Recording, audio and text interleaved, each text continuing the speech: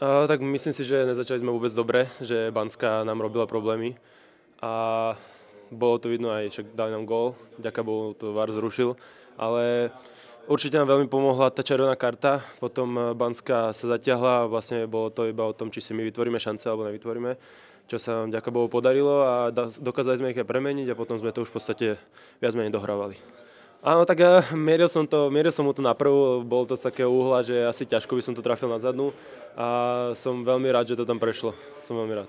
Áno, bolo to o tom, už to vlastne od nejakej tej 20. minúty sme vlastne dobíjali Bansku a bolo to o tom, či sa nám podarí tam dať nejaký gól.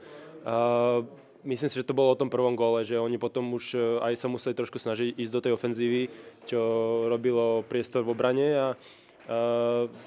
mali sme šťastie aj pri tom druhej góle, tam bola taká odrazená lopta, ale som rád, lebo bolo to veľmi dôležité, ten druhý gól, potom už sa to tak uklodnilo a mohli sme hrať.